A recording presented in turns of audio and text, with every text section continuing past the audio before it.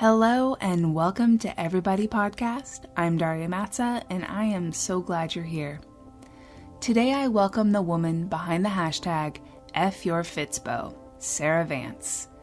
We talk about growing up with parents who were bodybuilders, her own experiences bodybuilding and with disordered eating, and her experiences being a nurse who fiercely stands against diet culture and fat phobia.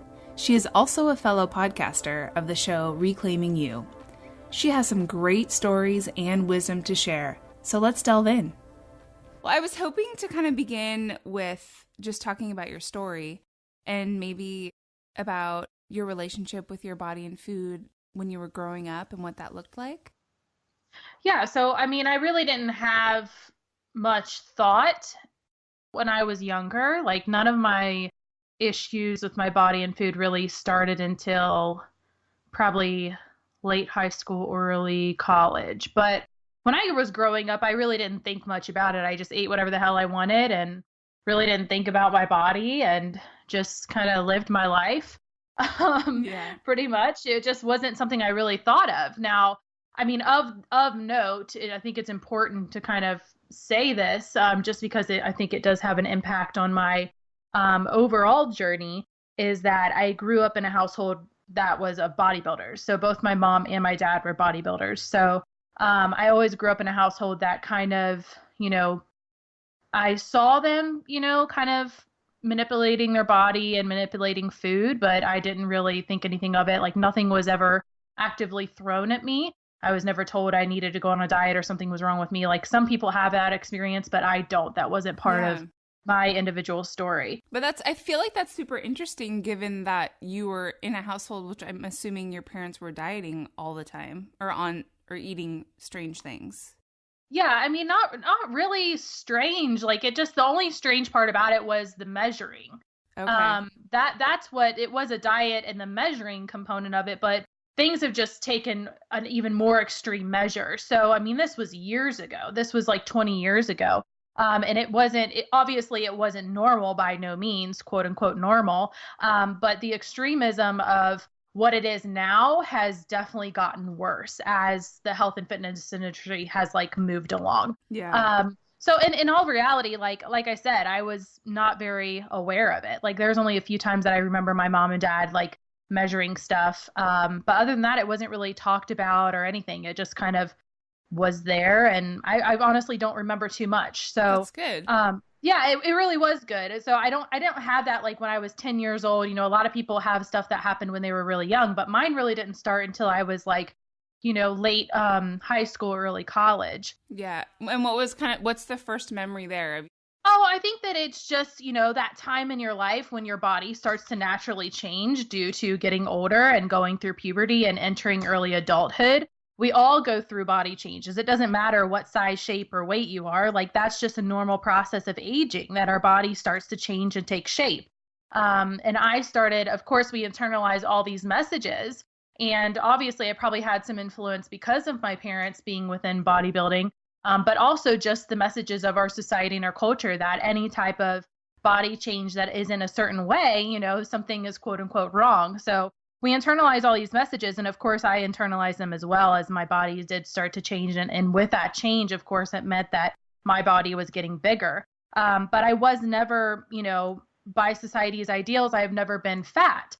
But the way that our society looks at weight gain in any way is, of course, with, this negative connotation, which obviously now we know is not true at all. That's the narrative that I actively work to dispel. Yeah. But when you're younger, you don't know any of this. This is the culture that we live, that we live in a fat phobic society and culture. So we internalize all these messages, and I internalize them as well. So that's when I really started wanting to or I was quote unquote concerned, right? I was like, oh my gosh, if I ever get above this certain weight, something's going to be wrong with me, just all this bullshit. So of course I went down the route of, dieting, and that continued on.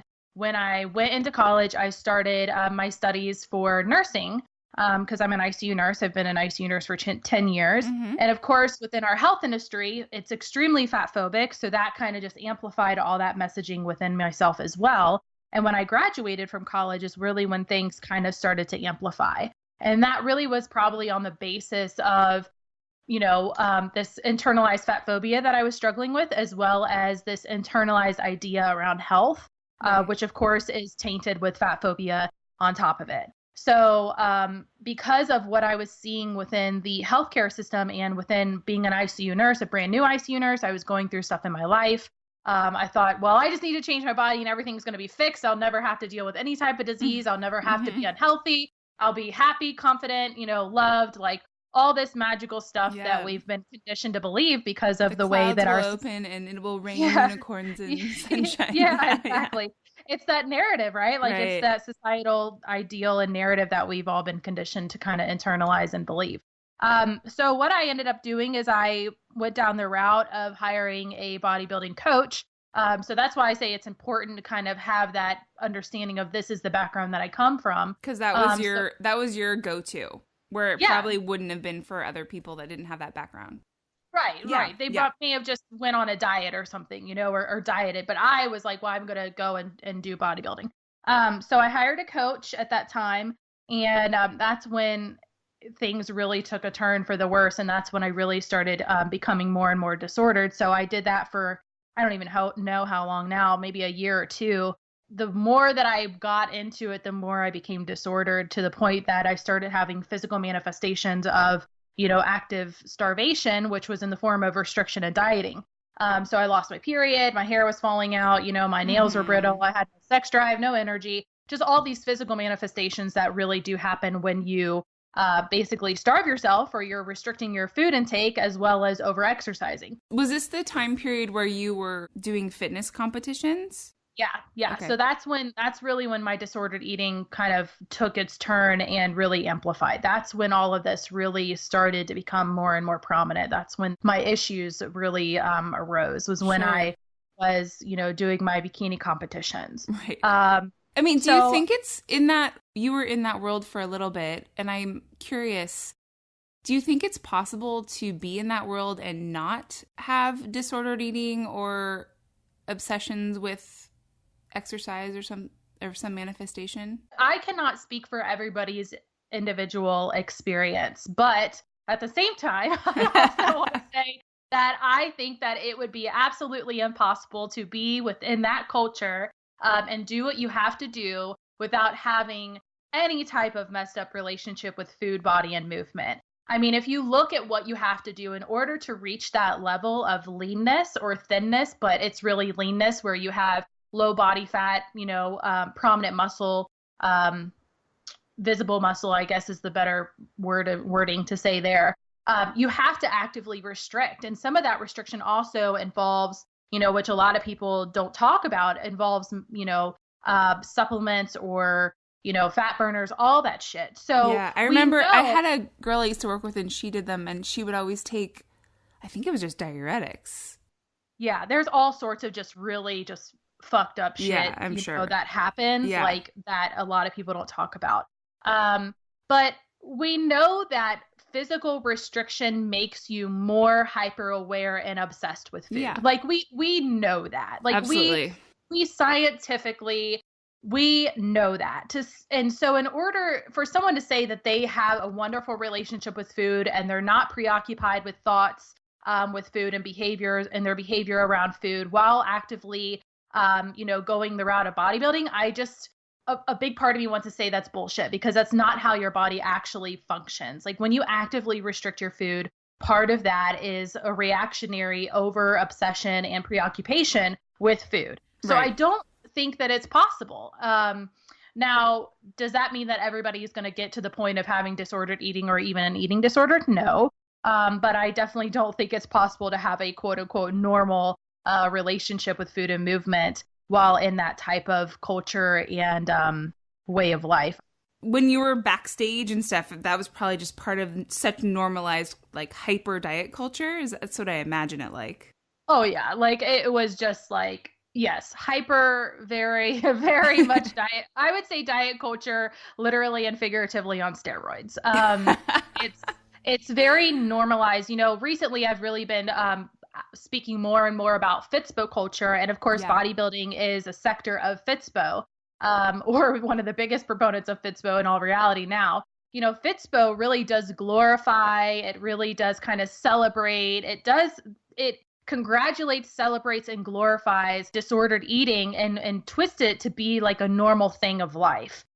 Which is really messed up and really scary and really harmful. And it's so embedded in healthism. Oh, absolutely. Yeah. When it really has nothing to do with health. I mean, that's the reality, is that Fitspo culture and bodybuilding have absolutely nothing to do with health. It all has to do with an aesthetic drive, superiority, morality, all this stuff that obviously does have some healthism stuff, but in reality, it has nothing to do with health at all. It's completely, and like I said, I don't like to overgeneralize, but I don't think that bodybuilding is healthy whatsoever. You're forcing your body to actively do something that it doesn't want to do. You are driven by aesthetics. And we also know per studies that the more driven that you are with aesthetics, the worse that your body image is actually going to get, which obviously takes a toll on your mental and emotional and psychological self.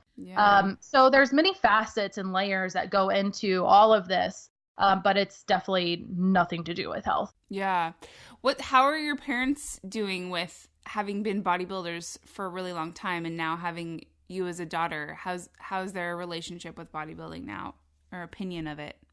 Well, my mom and dad are close to their 60s. My mom is in her 60s, and they stopped bodybuilding, both of them, a very long time ago, even before I started competing. They have what I would consider now a quote unquote normal relationship with food, movement, and body. My dad sometimes does struggle, and there's some things that I see, but obviously I don't want to dive into his individual life. But in general, like my mom and dad are very much normal individuals. But like I said, I think that it's really important to understand that even though it was never normal to begin with, the extremism of it has escalated significantly. I mean, it is really bad now. Like, it was bad back in the day, but people weren't, it wasn't as bad, like. What do you think are the factors that have contributed to that?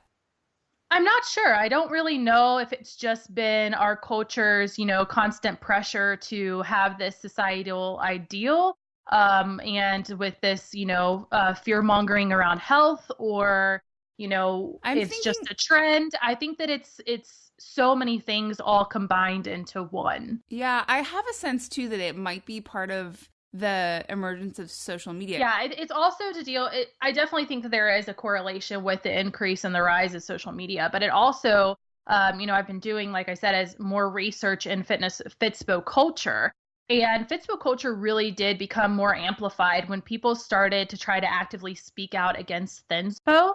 When it kind of shifted away from, Thinspo, which is really about thinness by all means necessary, and that's when it was really amplified with eating disorders, anorexia, bulimia, things like that. That's where Thinspo really came. And then when social media came out, pages such as Tumblr and Instagram and Facebook, a lot of social media platforms decided that they were not going to allow Thinspo, #Thinspo, to actually exist anymore. So you can't actively search for Thinspo on Instagram or Tumblr. You can have it, like, there's ways of doing it, but they actually in 2000, I want to say 4 or 5 or something like that, they said that they weren't no longer going to have that because they saw how harmful it was because of so when that happened, though, there was an increase in Fitspo.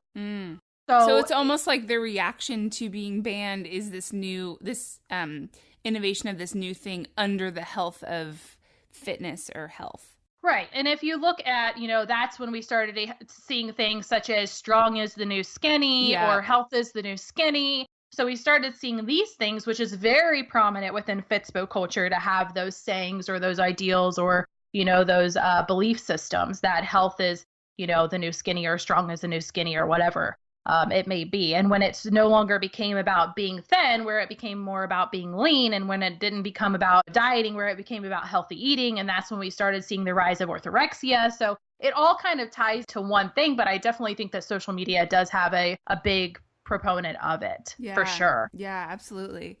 So let's talk about your #FYourFitspo. Yeah, so yeah, my new Instagram account, F Your Fitspo with the hashtag Fuck Your Fitspo, is really something that I'm extremely passionate about. So it's really just about undoing the harmful narratives that we see within Fitspo culture. So everything that we've been talking about and really trying to rewrite that narrative to be more and aligned with something such as health at every size and treating your body with respect, compassion, and kindness, letting go of this moralistic idea around health and fitness, this superior idea, allowing things, just really undoing the harmful narratives, allowing rest to be taken into place, allowing more compassion, allowing, all things that are health at every size. It's basically what it's under. That's kind of the guidelines that we practice by, but it really is taking a look at Fitspo culture and fitness culture as a whole. As I was telling you earlier, I was listening to your episode with Melissa Toller and talking about the watering down, to put it mildly, of body positive culture. And it's sometimes I just do this kind of weird exercise, which is to search body positive as a hashtag in Instagram. Yeah. And because I find it so interesting and fucked up that what you get now is like Fitspo. Yeah. As body positivity. Yeah, I mean, anytime there is a movement that somebody can somehow make money or becomes more popular, it loses its radicalness. And that's exactly what's happening with body positivity, and more specifically, fat acceptance. That's just, completely being silenced by body positivity, because body positivity has now been mainstreamed. It's been co-opted. It's fluffied and watered down, and this bullshit body positivity, which really isn't what body positivity was actually about in the first place. Yeah. And it's becoming more problematic because now Fitspo culture and diet companies and diet culture is now kind of co-opting with body positivity, which is just like a whole issue in and of itself, because then you have, a system and a culture that has now utilized something that was in the first place. So body positivity in the first place, that was actively trying to dismantle that system that is now using it. So it's really, really problematic because it's just watered down. It doesn't have its radicalness. And on top of that, it's just continuing and perpetuating the harmful things that body positivity or the fat acceptance movement was really about. Yeah. So it's extremely problematic. And, I sit in a weird spot between both fitness culture and body positivity, which is not the same as Fitspo. By no means. Mm-hmm. But yes, I've noticed that as well. It's super, super problematic. Yeah. Well, to back up a little bit from your time as a fitness competitor, what was the shift that happened to bring you to this new place? I would love to tell you that there was like one thing, right? So the one thing I always try to kind of stress here is that it takes many times usually for an individual to reach the point of being like, I'm so done with this. And then even when somebody says, I'm so done with this, it may take, a few more times, because it's very difficult to let go of a system that you were basically born in, that you've spent more of your life within this system than what you have actively rebelling against it. And we live in this culture and it's everywhere. So it's very, very difficult for everybody to kind of undo this narrative. And for me specifically, because I had an identity attached to it, it was even harder. So I had this fitness, fit chick, healthy, health nut, whatever identity. Yeah. And when you talk about identities, it's very difficult to let go of one identity and figure out, holy shit, I don't know who the hell I am without this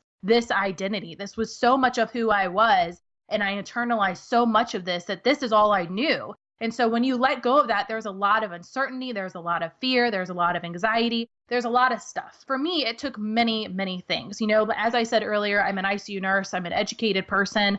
I had physical manifestations that something was wrong. I wasn't having a period. Logically, I knew, hey, this is something that isn't right. Right. But the messed up thing is that within Fitspo culture, even that has become almost normalized, which is so scary. It's like, oh, this is just, something that happens when you, which is just so, it's so scary. Yeah. I've even seen people have that as like a goal. Yeah. Like, it's just so scary and it's just acceptable. And like, it's not that big of a deal, but it is, it's a problem. That means that your hormones are not functioning the way that they need to be functioning. So anyway, I had all these physical manifestations and I thought that something was wrong. And that's when I was like, all right, I probably need to stop. So I stopped bodybuilding, but that doesn't mean I stopped having a messed up relationship with food and movement, because at that time, as I stated, my identity was completely intertwined with this fit chick identity that I became a personal trainer. So everything that about me was wrapped up into this. So because of that, my disorder continued. So I still continued dieting and I still continued working out and exercising, but I wasn't competing anymore. So after that, though, it took me many times. I went to California for a fitness business, like entrepreneurial summit type thing. And I dieted, significantly. I still wasn't having my period. And I walked in with this photographer and he was like, don't worry about it. We'll Photoshop your stomach. So that was a big kind of, wow, okay, this is really messed up because this is all one big lie. What I have been seeing is a lie. Like Yeah. this is still photoshopped, like, I don't know. I knew Photoshop existed, but I just thought, oh, this is what people actually look like within the fitness industry. Not the case. And I also thought, wow, people are going to be looking at these photos of me. And I'm already getting people saying, I wish that I could have your body, or your body is my goal body. And it's one big lie. Like, It's a lie. I'm absolutely miserable. I can't even eat a fucking cupcake in California. Like, I literally contemplated eating a cupcake when I was out in California for an hour and a half. And then I eventually didn't eat it. I was getting up at 4:00 in the morning and running the stairs of my hotel. Like, nobody knows about that stuff, like nobody took that into consideration. Which really prompted my blog, The Story Behind the Photo, which was when I really came out about, everything that nobody thinks of when you just see this body in front of you. Sure. So that was a big moment for me when I was like, wow, this has got to change. Like, this is not what I want for young women, or women of any age, really, to kind of look at this, because they don't know the truth. Like, I am not healthy. I am not happy. I am not confident. I'm a mess. So that's when I really took a step back. But again, I said I was done with dieting and then I continued to diet. So the thing with dieting is, because it's so pervasive, there's many ways that it works, right? So there's the active restriction, and then there's things like within the fitness industry, there's macro counting sold to you that you can eat anything you want whenever you want. No, it's still a diet. And then it's still, well, I'm just going to eat healthy, which can still be a diet, because it all has diet mentality in it. So these are the layers that I kind of had to work through. And eventually, at one point, I would say the final point was I was standing in my kitchen, or in my living room rather, and I had contacted a coach because I thought I just felt quote unquote out of control. I didn't know what else to do. And I was like, that's it. I just need to compete again. And I got an email from this coach, and he wanted to try to work with me for like a week for free, and gave me this diet to follow. And I had like a major breakdown. I just had a major breakdown, an anxiety attack. And I was like, is this what I'm going to do for the rest of my life? And I remember asking myself, like, is this how I see myself in 10 years? How am I going to learn how to feed myself? Just basic feeding myself. How can I learn how to feed myself and move my body without having to follow a plan, or having it be from this like place of just fear and like not knowing what to do? And that's when I was like, I really realized, I was like, I don't want to do this shit. I have to learn how to kind of heal my relationship with myself. And that's when it kind of took that process of when I completely stopped dieting. I really got to the point where I just said, fuck it. I'm done. I couldn't do it anymore. Yeah. I just could not do it. Yeah. It seems like I'm hearing too, which I hear so often from my own story and Carmen Cool and Virgie Tovar, that the activism piece of getting pissed off at it all has really fueled your healing of it. Yeah. But I mean, I really didn't become more of an activist until later on in this journey. And I think that, everybody's process is completely individual, right? But like I was so miserable with myself and with my, like what my own relationship, like I was miserable going from restriction to binging to, I felt horrible. Like I really did. I was just done with it. I was just done. So I didn't really understand the activism part until after my own healing process, where I really got into understanding internalized fat phobia and diet culture, because I didn't know any of that. I just knew that I had a messed up relationship with food, And I was scared as hell to gain weight. I didn't understand that that was internalized fat phobia and that we live in this diet culture and all of this other stuff. That didn't happen until after kind of my own healing process, when I had almost like I had space to be able to process that stuff, because at that time I didn't. I was just so focused on like, I feel miserable and I want to heal. Heal my own relationship. Were there things specifically that helped you with your healing? Did you seek out certain support, or were there certain things that you could share that might help other people? You know, I didn't have anybody that helped me on this journey until later on in the journey as well. When it comes to your relationship with food and body, it's oftentimes kind of a mask for something else that's going on. It kind of is how things, deeper issues, emotional issues, relationships, your sense of self, your self-worth, all of that manifest as body and food issues. So when you get rid of the body and the food issue, you're kind of left with this deeper stuff. And that's what the deeper stuff is, when I actually reached out and said, hey, you know what? I need help with this shit right here. But as far as my relationship with food and body, I didn't really have much support. I read like one book, which was When Women Stop Hating Their Bodies.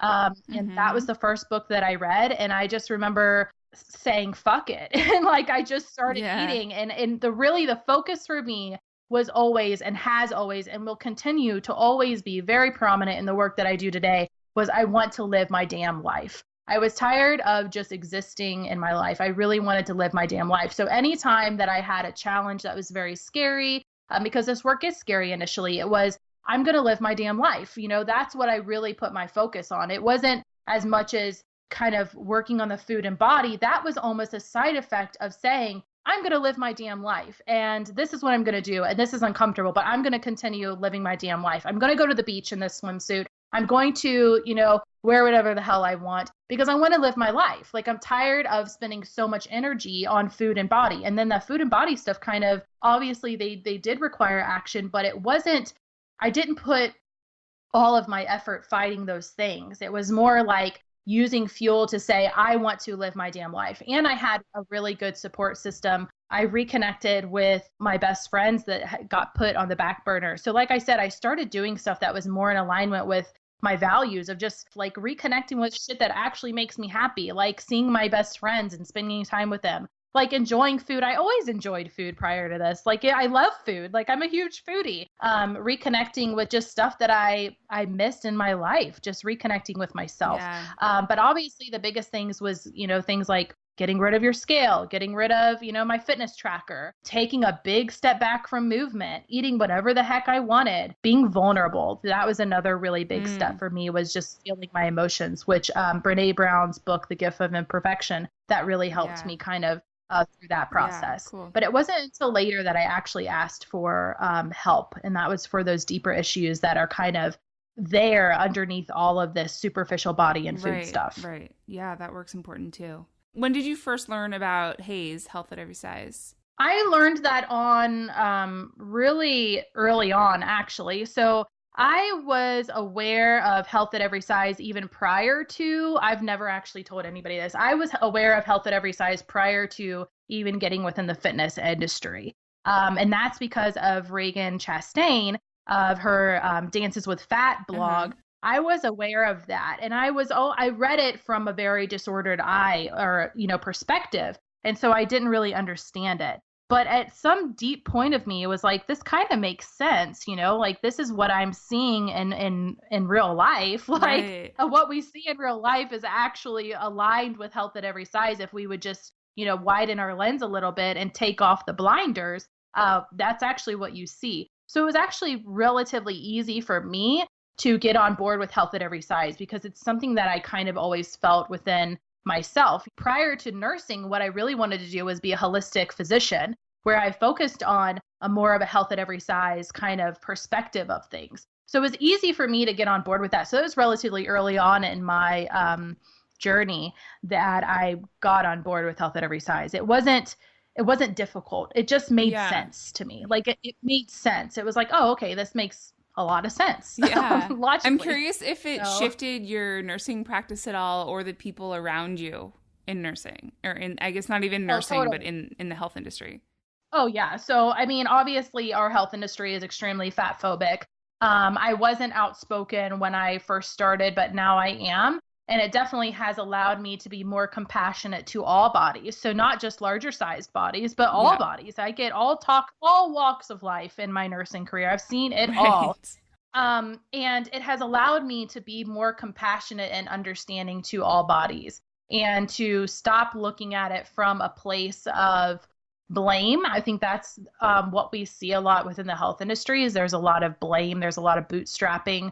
And there's not a lot of compassion and empathy. So it definitely has contributed to me being a better healthcare practitioner to my patients. Yeah. And it also has allowed me to kind of speak up when I do see fat phobia, in the healthcare system within, maybe my colleagues or my physicians to call it out and say, hey, you know what, this isn't appropriate, or, just call it for what it is and say, hey, you know what? And that has helped them shift their own mindset with some of them, not all of them, right? Because it's very difficult when someone's rooted in these beliefs. It's hard to get them to kind of shift. But some people have shifted their own relationship with themselves and with patients as well to kind of just be able to start seeing people for people rather than this pathological, body that the health industry has made us believe.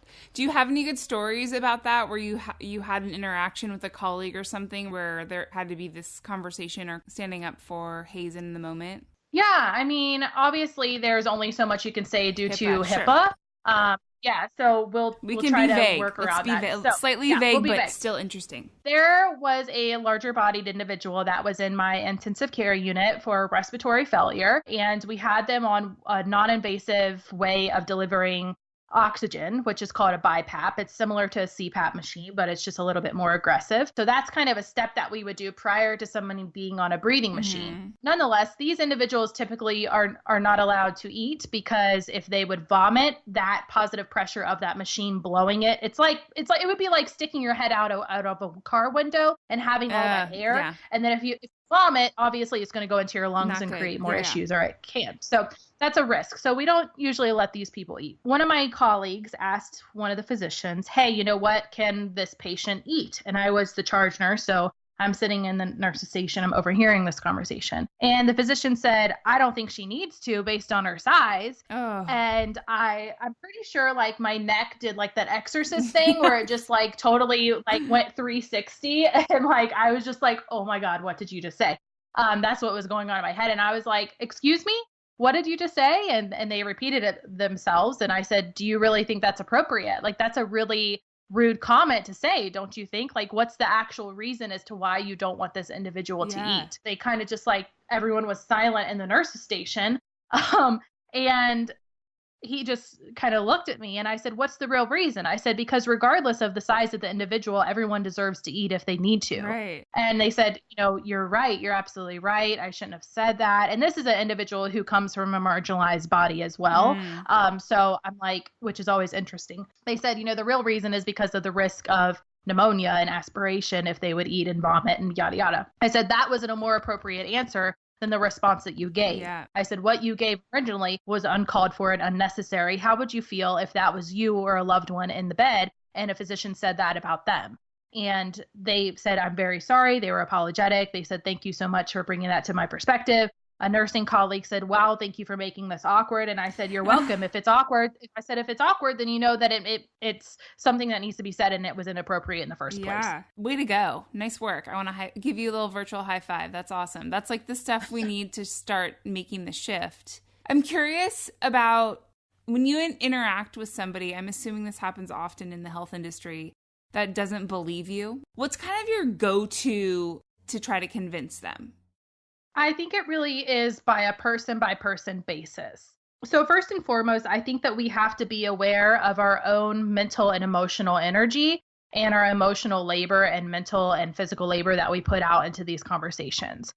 Because if there are going to be some individuals that you could give them all the information, you could speak for hours and have just all this really good stuff, and they're still not going to believe you.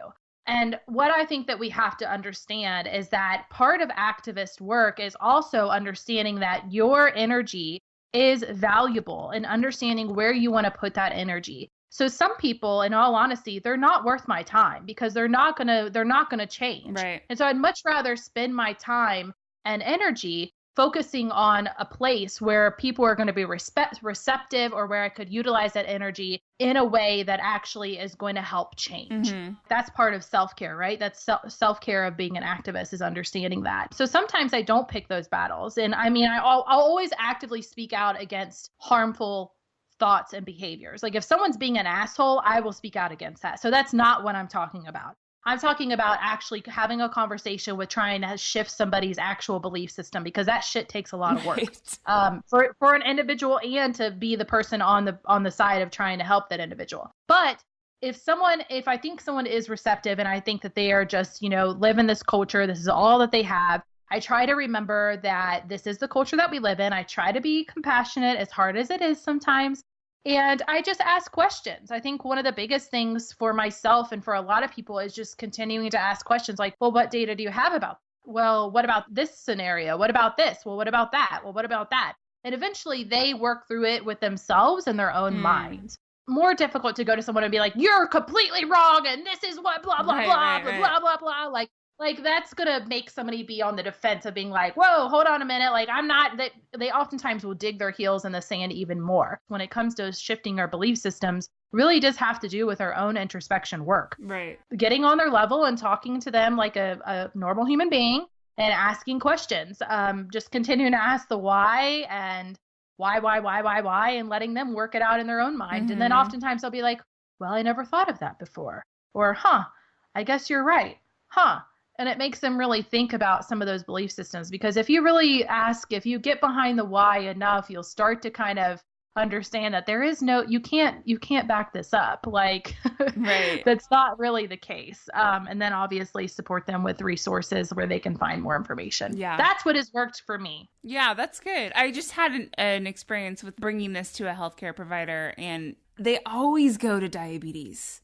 It's so interesting. Do you find that? I have, but it's interesting because when I was actually talking to a diabetes educator who is a nurse, that obviously that's like her whole, thing. She actually was very much, when we talked about things, she's like, oh yeah, that makes complete sense. So interesting. It's one of those things where it's like, again, it goes back to that why of like, well, asking those big questions about how we feel about all illnesses, and saying, well, I've seen diabetes, in bodies that are not large. What about that? Right. What about, an individual who has a better A1C level and they haven't lost a single pound? What about that specific situation? Right. Like you can't just, right. And it makes them kind of question their own bias when it comes to that, because that's what it really is. It's just a bias that they have. Well, and, and research and life proves too that level of weight stigma and fat shame is worse for their health than a lot of things. Oh, absolutely. 100%. And I think that is a deeper conversation with the healthcare in general to be having.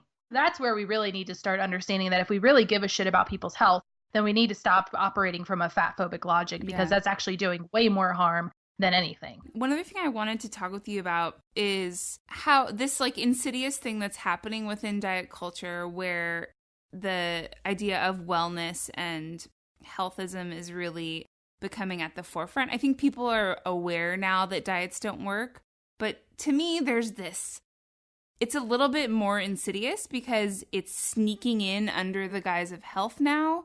Weight Watchers can't sell diet anymore, so their marketing team purposefully sells wellness, and then their profits go up.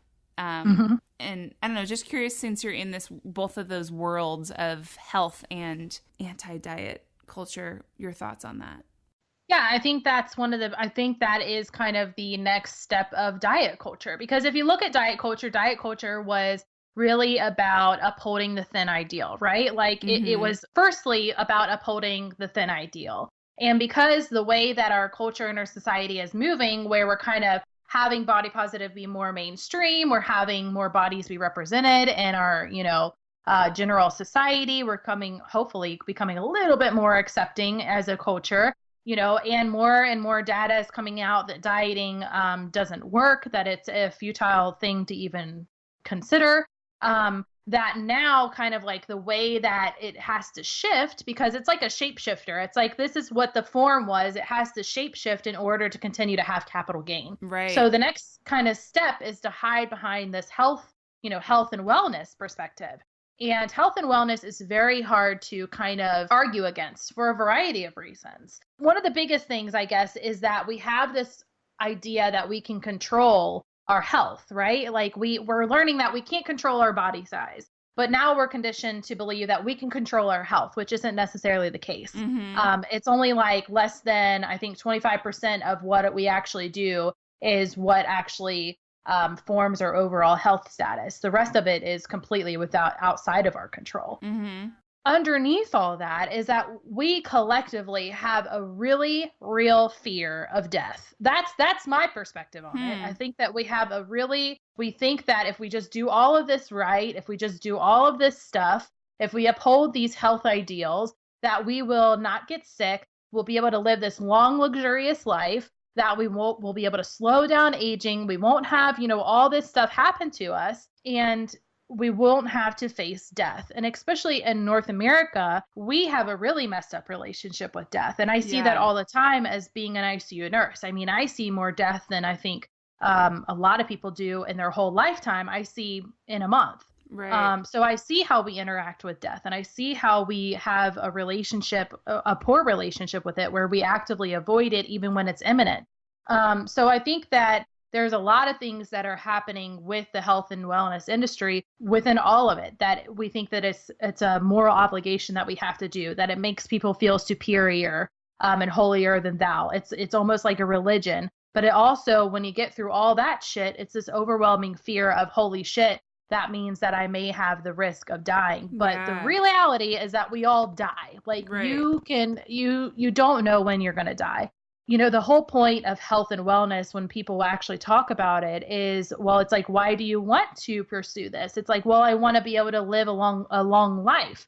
But if you're obsessed with health, then are you actually living your life, or are you just having your life be smaller because you're obsessed with doing this? Right. Diet culture has definitely shape-shifted into being upholding health and wellness, which is the same shit. It really is the same. It's the same. I actually think though thing. It's more insidious. Like even when you frame it as the fear of death, that really resonates with me, and it feels like it's even a bigger target for people. It's like we used to just target that it's your body that needs to change, and now we're targeting this like thing in humanity, this like you have to survive piece, that it feels just even scarier, I guess is what I'm getting at. Yeah, I mean, it is. It is. Like, nobody actively wants to die. Like, nobody, like most of us don't. And that's something that we want to be able to live. The majority of us want to live a long life, fulfilling life. It is insidious because it's so rooted with all this other shit, where it's like, again, from the beginning of our conversation, health is the new skinny, that's the thing. Like, well, I'm not doing it because I want to be thin. I'm doing it because I want to be healthy. And it's like, it's still diet culture. Like, as I stated in one of my blogs, like, if your healthy, quote unquote, lifestyle is bulldozing over your life, is it actually healthy? Right. No, it isn't. But it definitely is insidious and pervasive, and very, very scary how it can shapeshift and turn into like this sneaky snake, where it's like it doesn't even look like diet culture, but it actually really is. Yeah, I love the word shapeshifter there. It's so good. It's also like how body positivity is shapeshifting too, and it's interesting. It's a great word. Yeah, I mean, it's exactly what's happening. Yeah. It's just taking a different form, but it's the same exact thing. Yeah. It's just operating under another type of guideline. Yeah, absolutely. Well, is there anything else you want to add that we haven't talked about?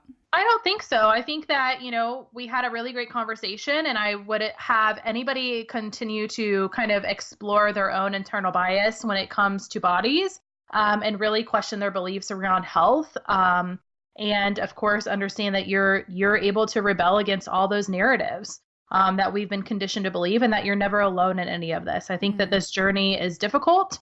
It's uncomfortable. There isn't an end destination, and to understand that you're not alone, and there's a lot of us in here rooting for you and with you and on this side with you. So keep going one step at a time. Yeah, that's awesome. And you have some courses and stuff and work on your website that I'll put in the show notes that can help along that path too. Yes, I have my program Breaking Boundaries as well as my one-on-one coaching program. Both obviously are available. And then, of course, I do a lot of work with my own podcast, Reclaiming You. Yep. And on social media, I'm always up there trying to blow up some bullshit. So yeah, you do a good job. Thank you. Well, thanks so much for your time, Sarah. I really appreciate it. You're welcome. Thank you so much for having me. Talk soon. Bye. Thank you for joining me this week for the 26th episode of Everybody Podcast. I have some news. The podcast is soon going to change. For 26 episodes, I've been presenting you interviews with really wise people, and I'm going to continue to do this until we reach episode 30. But then, things are going to change, and I'm super excited about it. There's going to be more to come on that in the coming weeks. But in the meantime, I want to ask you a favor. I'm down to scheduling 2 more interviews of this season, and I really want to know who you want to hear from. What's missing from this season that still needs to be said? Would you send me an email or an Instagram message and let me know? Your opinions and voices shape this show, because this podcast is for everybody.